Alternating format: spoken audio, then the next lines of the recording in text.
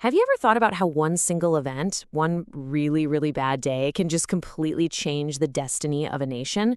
Well, that's exactly what we're talking about today. We're diving into the incredible story of the State of Wei, an absolute titan of ancient China, and how one single catastrophic battle kicked off a 120-year chain reaction that ended in its complete and total destruction. Yeah, you heard that right. 120-year death sentence. It sounds like a crazy exaggeration, doesn't it? But for the state of Wei, it was grim reality. The Battle of Maling in 341 BCE wasn't just a bad loss. It was the moment the music stopped. It was the day the clock started ticking on their very existence. Now, to really get how big of a deal this was, you have to understand who Wei was before this fight. They weren't just another state in the mix. They were the superpower of the Warring States period.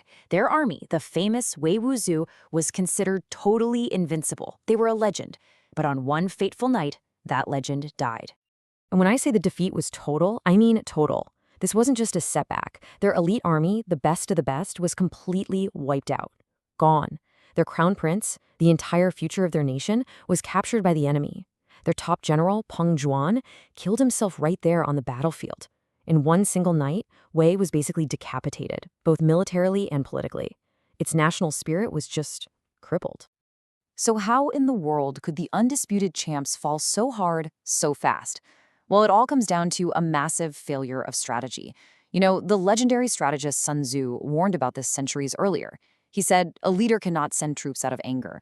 A general cannot fight a war out of wrath. And that's exactly what Wei's leaders did. They let their emotions take over. Their king was furious, their general was obsessed with revenge, and they marched their invincible army straight into a brilliant trap that cost them literally everything. But as devastating as losing all those soldiers and their prince was, the worst consequence of Mailing came the very next year. And it wasn't about people. It was about a place. It was about geography. Wei lost a single piece of land that had been the absolute key to their power, the very lock that kept their most dangerous enemy in a cage. That place was called the Hangu Pass. Now, I want you to think of this pass as the ultimate gateway. It's a natural fortress, a narrow, deadly mountain passage that's super easy to defend and almost impossible to attack.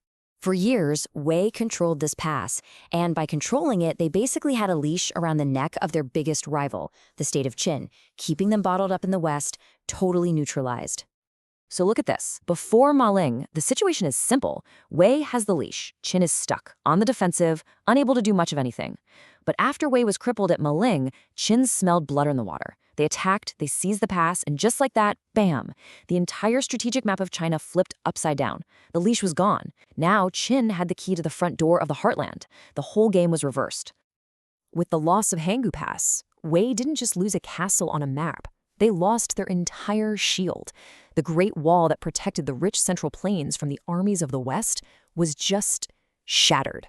And the monster they had worked so hard to keep in a cage was now running free. So what happened next wasn't a quick, clean death. Oh no, it was something much, much worse. The loss of that pass kicked off a slow, agonizing 120-year decline. It was truly a death by 1,000 cuts, with Wei and its allies just slowly bleeding out year after painful year. So you have to be asking, why didn't Wei see this coming? Why didn't they just crush Qin when they had the chance? Well, the answer is a concept we can call toxic honey. You see, Wei became obsessed with the rich, fertile lands to their east. It was sweet, it was tempting, easy to grab, like honey. But it was toxic, because while they were distracted, they ignored the massive existential threat growing on their western border. They chose easy, short-term gains over long-term survival, a classic mistake. And this timeline just shows you the inevitable result of that terrible decision. After losing the pass in 340 BCE, it's just a relentless downward spiral. For more than a century, Qin armies just pour out of that pass like a terrible flood, year after year, grinding down Wei and its neighbors. By the 250s, everyone's exhausted.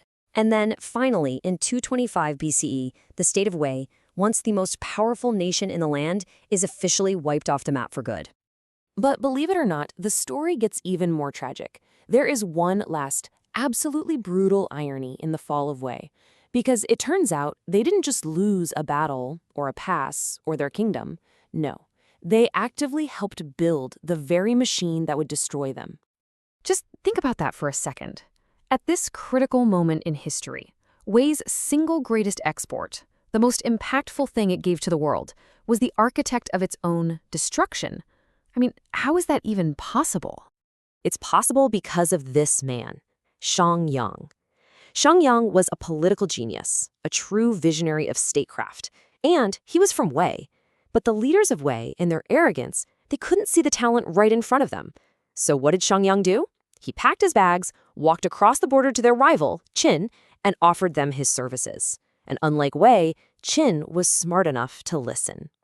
And what Shang Yang did in Qin was nothing short of revolutionary. First, he broke the power of the old, lazy nobles.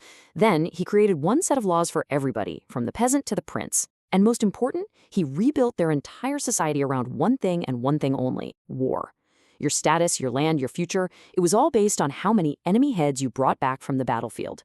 He took a backwater state and forged it into a hyper-efficient, centralized killing machine. The very machine that would then march right through the Hangu Pass that Wei had lost and go on to conquer all of China. So, as we wrap up this incredible 120-year fall from grace, what's the big lesson here? What's the final takeaway? Well, it all boils down to one simple, timeless truth about power, planning, and priorities. This is it right here. Strategic mistakes cannot be fixed by tactical victories. Wei could still win smaller battles after mailing. They had their good days, but it didn't matter. They had made a fundamental, game-ending strategic mistake. They chased the wrong enemy, they lost the single most important piece of geography on the map, and they handed their best strategic mind to their deadliest enemy. No amount of bravery on the battlefield could ever fix that. Which leaves us with one of the greatest what-ifs in all of history. Think about it. If Wei's leaders had just had the foresight to crush the threat of Qin when they had the chance, instead of chasing that toxic honey in the east, would the Qin Empire, the very first unified empire of China, have ever even existed? The entire course of history could have been completely different. And that's a powerful thought to end on.